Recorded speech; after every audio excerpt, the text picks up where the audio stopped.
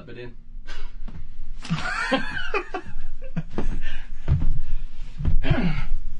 Hello again. Hello. Seems like only half an hour we were here. Yes, indeed. Regular listeners might be aware that we recently recorded but didn't record an episode of this show and had to redo it again. Thankfully that's never happened again. No. So, this month, Ariana Grande, My Everything, Childhood, a debut album from them called Lacuna, the fourth album for a band from America, I believe, called Spiderbags, Frozen Letter, debut album from a British band called Royal Blood, Mm-hmm. debut album from a Canadian band, which is written Alvvays, but I'm not sure if it's pronounced always in a kind of churches kind of way of having the... yeah. No, so it might be, I don't know. I haven't checked. And Sinead O'Connor, I'm not bossy, I'm the boss. So we start off in the charts because we'd like to get down with the kids. Yep. And a young lady called Ariana Grande, second album from her. I believe she started off doing stuff on Nickelodeon many moons ago, as is the way of Britney and Christina and all those kind of people. Right. So, is Ariana Grande? Indeed. This album. Oh, right. What was that quote again? You had a quote in relation to this album. I did. Yeah. I had a quote because you sent me an email having seen the album cover for this. Yes. And was asking if that in any way swayed my decision to include this album as an album to review. How you did, didn't I? You did, yeah. I know you too well. The answer to that is no. The video for Problem did. Oh, right. I'll look that up later. Yeah. I see. Anyway, according to Miss Grande, she decided to have a kind of simple... chose the cover artwork. She felt that each song is so strongly themed that I just wanted to have a very simple overall cover, so that within each song we could create more visual themes. Right. Okay. Sounds impressive. It does. And if you've seen the artwork, a covering overall is certainly not in there. This album, it reminded me in many ways of we reviewed Katy B's debut album we did a few years ago, and what I'm about to say in no way besmirches my review of Katy B, because I actually did enjoy the Katy B album. Unfortunately, I don't think Ariana's quite got the same. Well, I've not enjoyed it as much. That's for sure. It does seem to jump from style to style to style in that attempt to create those strongly themed themes. Similarly to the Kylie record, actually, earlier on the year, which also did a similar kind of not really... Didn't really sort of sit... I mean, holding together as one piece. It's all quite... Individually, the tracks are well-polished pop music. Well-produced pop music. Overly produced, maybe, in some cases. But certainly, it sort of jumps from pop to R&B to all-out dance music, EDM, back to R&B, back to pop, back to dance music, and then finishes, with your, if you can imagine this album was a weekend. It starts with a Thursday. You have a big Friday night. You stay in and have some R&B on a Saturday night, and then on Sunday you have the ballad at the end there. It's Play David in the house. Exactly. So it sort of jumps all over the place, and just when you think you're getting into the groove of one particular track, then it jumps again. Such as The Modern Way. It's carved up for iTunes. No. Yeah, not as an album. Not as an album. I mean, that's not to say there aren't highlights. I think it was either One Last Time or Break Free. I think it was One Last Time, actually. David Guetta. Speaking of the charts, yes. Speaking of the charts, which was sort of a full-on, big arms in the air, EDM. Yeah, but just to say that, because I did that, but I actually thought Break Free, that you also mentioned, actually sounded more like David Guetta than that. Yeah, exactly. Because that had the... And the arms are going in the air. Yeah. And I'm rushing to the bar for another pint. Anyway. Yes, Friday nights. Yeah. So it did that, and then it would jump style again. I actually thought the singles, with the whole album. I mean, break your heart right back. Yeah, it's all right. It's all right. Yeah, it's no, fine. I think what lets the album down, perhaps, is some of the similarly the raps conflict in style as well. Yeah. You've got very different rapping styles throughout the album. No one rapper or two rappers make an appearance consistently. Each time there's a rap, there's a different guy doing the rap. Or a lady. Or a lady. Oh, sorry. Yes, there's a lady as well. And I think that's sort of, you're like, whoa. Yeah, it's just that conflict of styles. Yeah, and it's now kind of. I think we had this discussion before, so a few years ago, where basically the rap solo has replaced the guitar solo in records. Yeah. And not necessarily, and like there are really bad, pointless guitar solos. Yeah. Yeah. Yes. And the lyrics too. And I think I sent you another once I finished picking on you over the choice of the album cover. There's a beautiful lyric about keeping the filling fresh. If we keep this filling fresh from Big Sean, we're going to have to ziplock it, which will go over most UK listeners' heads. I only know about ziplocs because my father-in-law brought a load back from the States. Other than that, yeah, I think the rapping is the best. So I listened to that track and thought, I quite fancy a sandwich. The rapping is the best place to start with this record, I think, because my favourite track of the album is I think it was the first single, "Problem," which I think is a really fun pop tune, which was co-written by Max Martin, who co-wrote "Oops, I Did It Again" for Britney. Yeah. And that's the track that probably has the best rapping on it. The rapping from Iggy Azalea, who I believe is Australian, isn't she? But now lives in America, although sounds very American. But saying that that's the best rapping isn't really praise, because it's not. It's just everywhere else, as you mentioned. It's rubbish. And the worst is definitely from Childish Gambino, who shows how he got his name by rapping "Yes, I'm a G from an A, and they ask why," as the rap solo in the song. What's the song? I think it's "Break Your Heart Right Back." "Break Your Heart Right Back," yes, which also features the sample of sort of features the sample of Diana Ross. I'm coming out. Although it's actually the it's the Puff Daddy one that with version with Notorious B.I.G. Yeah. Over a song about a lady losing her man to another man. See, this over the head subtlety. This is the thing. Until you explained this to me about 5 minutes ago, I didn't get the reference at all. It's good that you pay attention to the lyrics and songs. I really do, and I'll come back to that later. See, obviously on that song, she was creating a very visual theme for me in that particular song. Yeah, okay. Which, Yeah. What about Harry Styles? Oh yes, Harry Styles. Actually, no, to be fair, we should say Harry Styles co-wrote one of the songs on this album, especially for Ariana, apparently. Really? And it is by no means the worst thing on the record. No. In fact, it's probably one of the better things on the record. Yeah. So, good for you, Harry. Moving on. So your debut album from an English rock band, South Londoners, yoo-hoo. Way! South London. Childhood, the name of the band, and the album is called Lacuna. And I think it's safe to say we are late 80s, early 90s. Bit of a 90s jukebox, in fact, tinge to this particular podcast, I feel. Yeah. And it's just, we could name, in fact I will name, many of the bands who kind of spring to mind whilst listening to this record. So Charlatans, Cooler Shaker, Teenage Fan Club, Ruby, Sweaty Polity, Prefab Sprout, plus many, many more. Oh.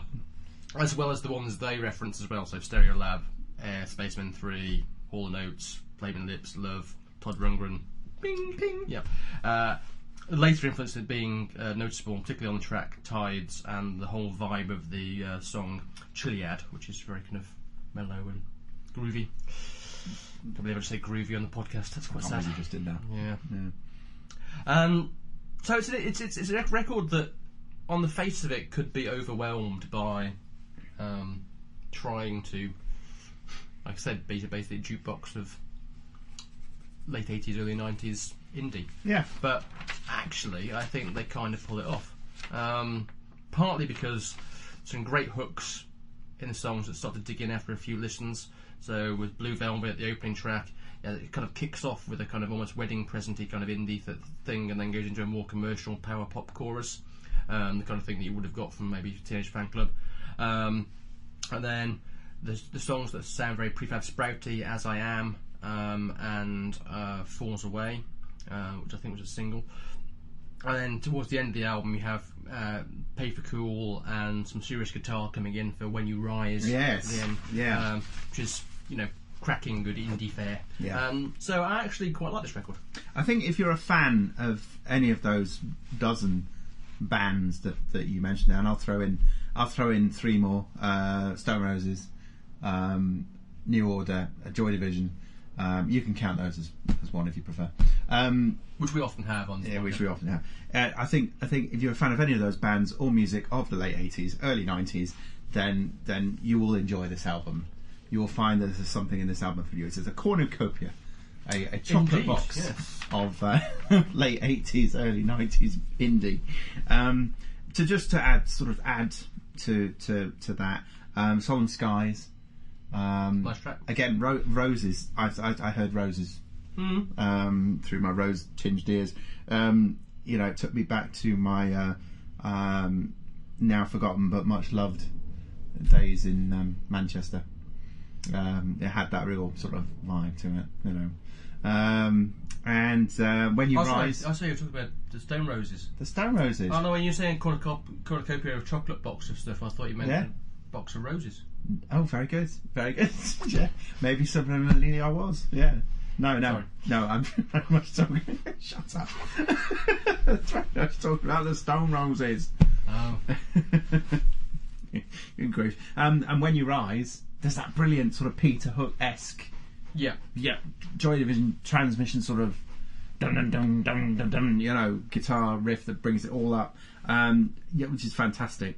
Two of the highlights for me, but there are others. Really, really enjoyed this album. So, Spider Bags.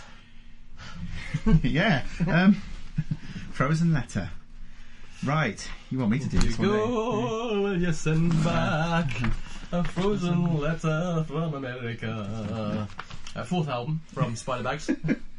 And according to the Wikipedia, they started life as a twangy southern country rock outfit, which Really? I wouldn't have guessed from this record. No. This album, right, where to begin? I mean, it's a very short album, I'll tell you that, and give you that. But as I'm discovering in this podcast, short doesn't necessarily mean better. No. This album, I really struggled with this one, to be honest with you. 2 or 3 listens, and I still can't tell you much about it. Yeah, it didn't win me over particularly. No, it's had no impact on me at all.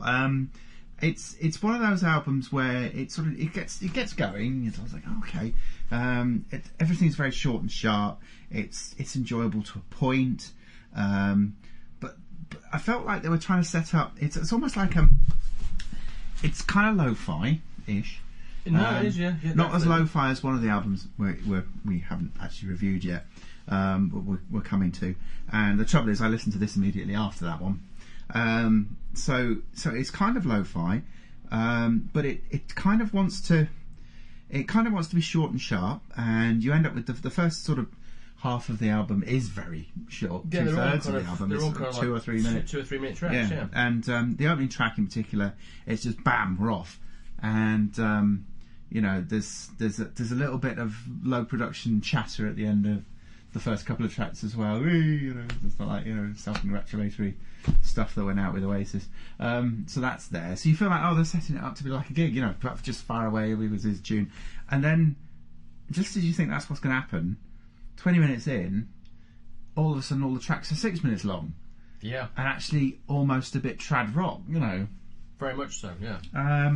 So I just didn't get this album. I just didn't get it. It was one of those albums that even after the third listen, I was thinking there's probably a reason why I've not been aware of Spiderbag's albums 1, 2, and 3. Yeah, it isn't. Maybe their twangy Southern country rock albums, the early ones, were better and different. I don't know. This just sounded a bit too much like the second-rate Strokes to me, and because I didn't really like the first-rate Strokes that much either, it was automatically off to a non-winning start, really. So the first, the advantage is the first few tracks, you say, whilst they're in that style, they're all very short and they kind of rattle along quite quickly. But also then, she said, it kind of turns about halfway through and suddenly you just get these longer tracks which give the band more room to move, admittedly. So you get a walking bubble kind of folky number with the odd lyrics, including the classic, when you use an automated teller you make the shop girl cry. Yes. And other such gems which also appear in that particular track. Yeah. And then you have the more bluesy We Got Problems, which is one of the tracks that probably worked best for me, simply because, as you say, it's very much trad rock and there's guitar noodling in it, and it's pub rock, really. Yeah. But I quite like that. But unfortunately, I thought you would. But that was just like one track. Oh. And what wasn't enough to save the record for me, it has to be said. And of all the tracks in this particular podcast, all the albums in this particular podcast, I'd say it's the one I'd least like to come back to, and I include the Ariana Grande album in that list. However, an album that I will be coming back to is the next one, which is the debut album from Royal Blood, who are bassist and singer Mike Kerr and drummer Ben Thatcher. They were nominated for the BBC Sound of 2014, but actually one of the bands that didn't, or bands and artists that didn't make the shortlist. The eventual winner being Sam Smith, as you'll remember from our podcast at the start of the year. Really? Oh yes. You were definitely yes, there. I was there. You were there. Yes. Anyway, this is a band that's been getting lots of critical praise over the last 12 to 18 months, actually, ahead of this album coming out, with lots of people going, oh, they're great, and that tends to put me off bands automatically because I've been there so many times. When you get it's kind of built up, so you get the Vines, family members, Kooks, Las Vegas, Klaxons, Palmer Violets, all these bands that are going to be the next big thing, the next saviour of rock music or indie music, and then they maybe do a decent album and then nothing, or even the first album that they do is a bit kind of everyone's going, oh, this is great, it's great, and you're thinking, no, not so much. Yeah. But this is an album that actually, for me at least, lives up to the hype. It's immediately very White Stripesy in places, but good White Stripesy. So if you remember when the White Stripes first came out, and when Jack White even. Jack Black. Can you imagine that one? I know. So yeah, 7 Army. Yeah, that's an interesting. Yeah, there it is. Yeah, there's an interesting crossover. I've been drinking too much Beck's Blue, obviously. Yeah, Jack White. Yeah. Remember when Jack White was good? I remember when he was good in Tenacious D. Yes. Sorry. This reminds me of that period of the White Stripes, because there is that kind of element, simply because they are a band where it's a two-member band, one drummer, one guitar, although in this case it's bassist rather than straightforward guitar. Obviously the kind of drummer and other person thing was originated, I would say, by the Carpenters, but yeah. Royal Blood don't sound like the Carpenters. No.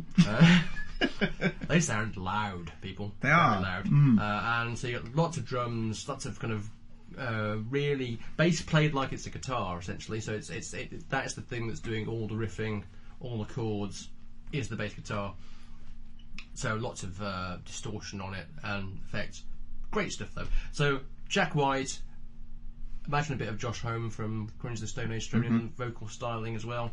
And then musically, again, you've got the riffs that you'd expect from, say, a Queen of the Stone Age or a Rage Against the Machine record, but played on the bass.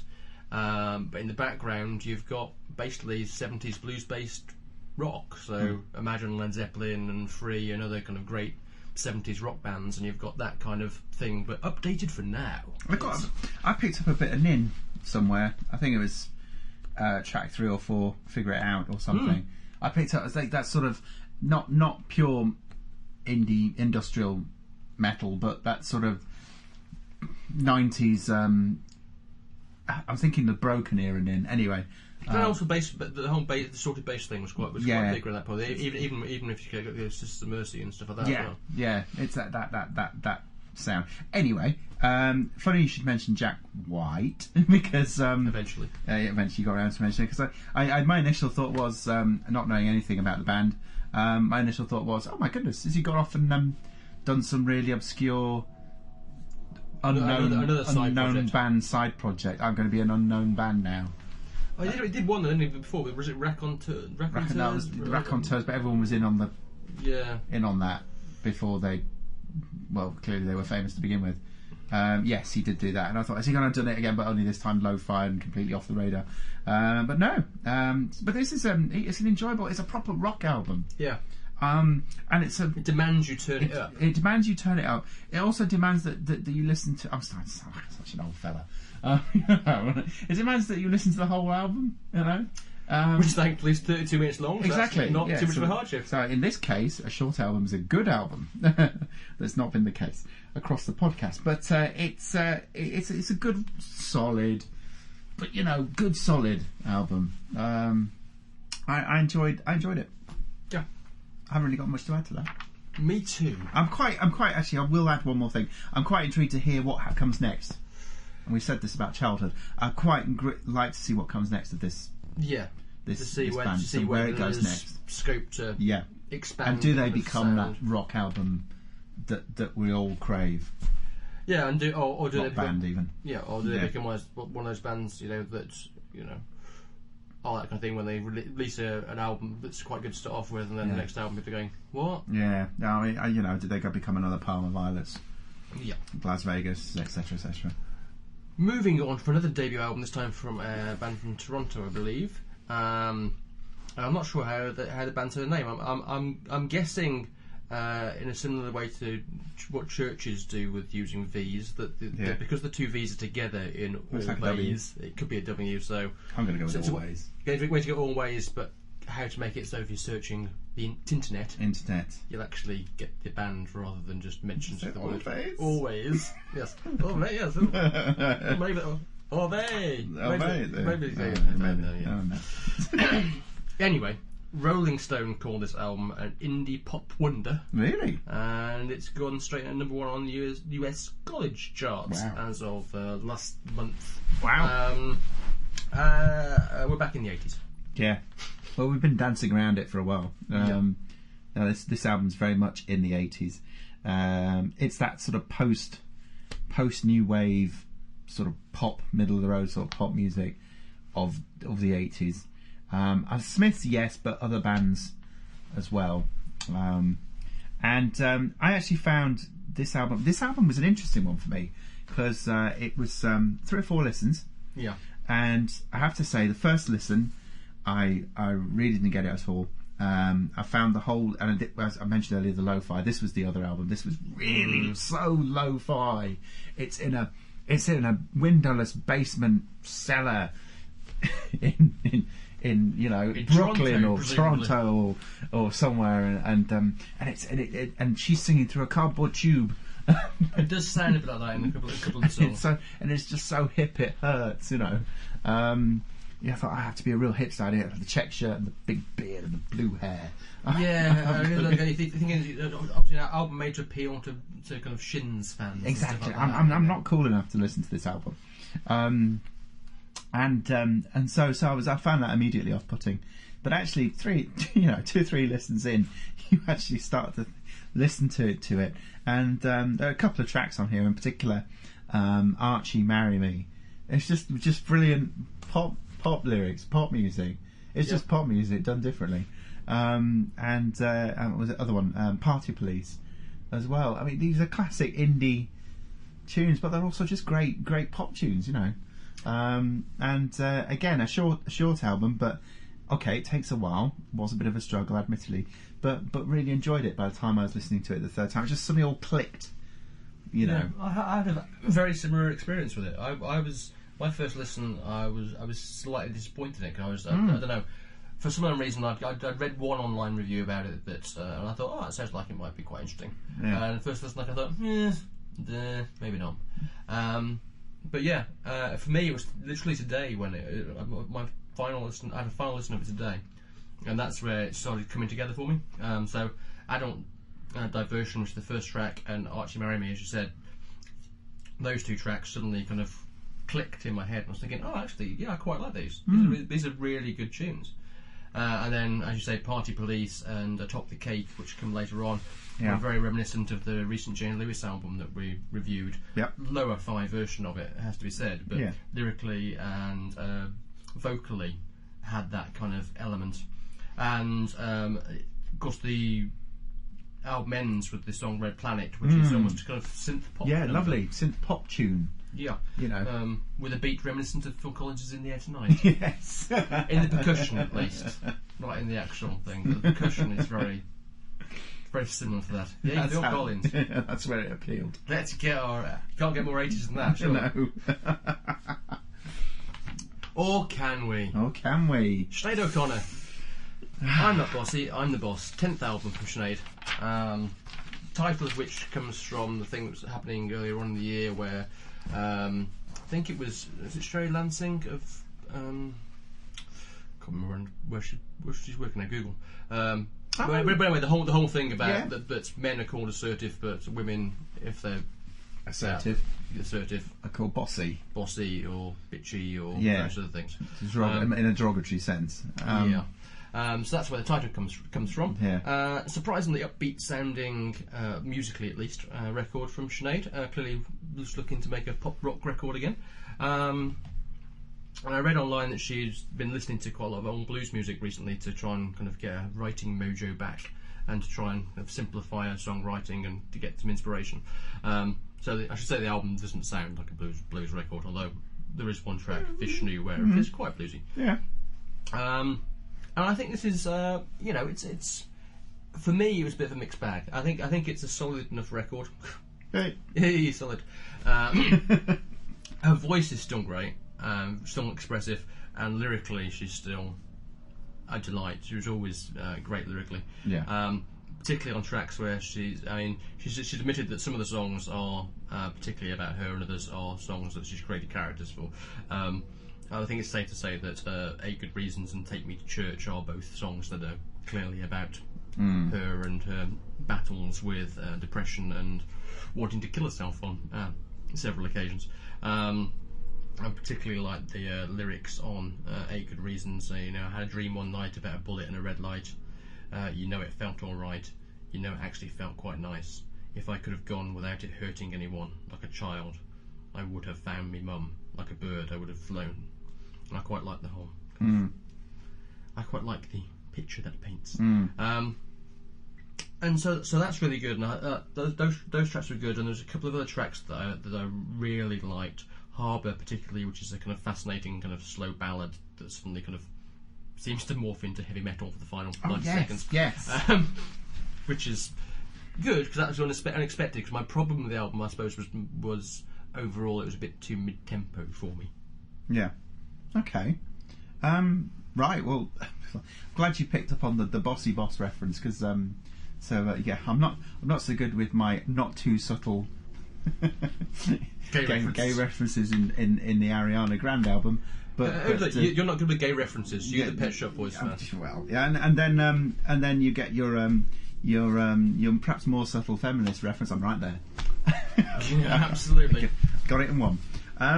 I actually really enjoyed this record. It is.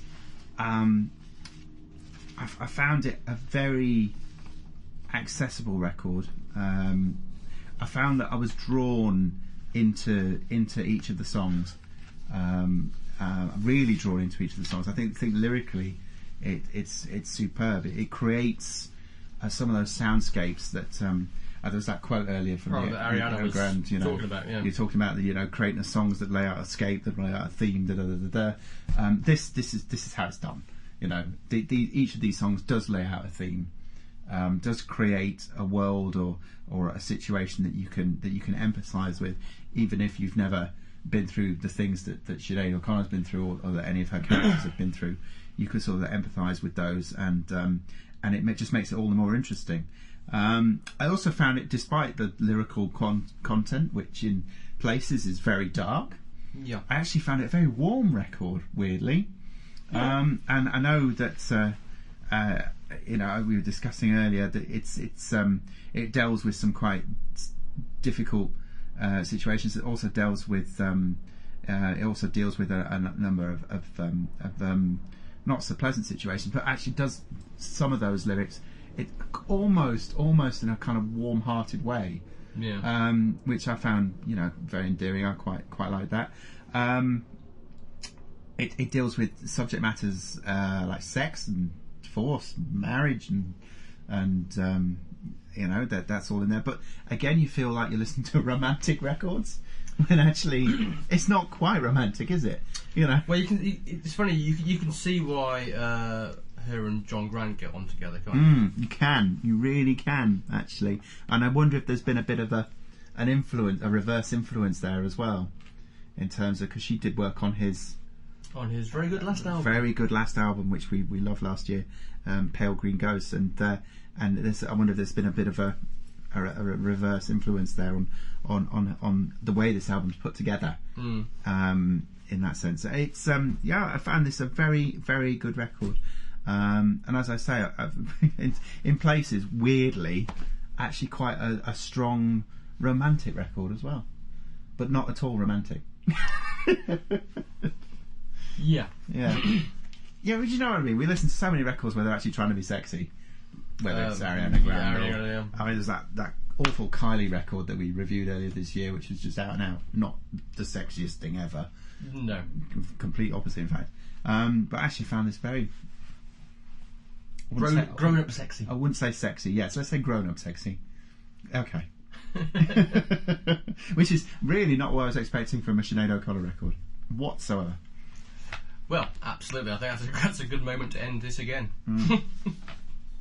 Indeed. Say, yeah. So what's your record of the podcast this time? Yes. Royal Blood. Royal Blood. Yeah. Right. Okay.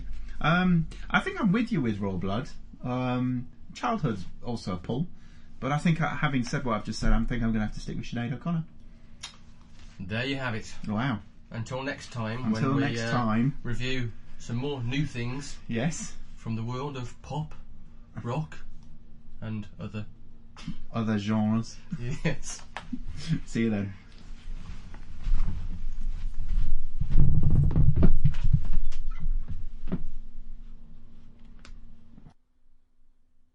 You've been listening to the CTTV Music Podcast.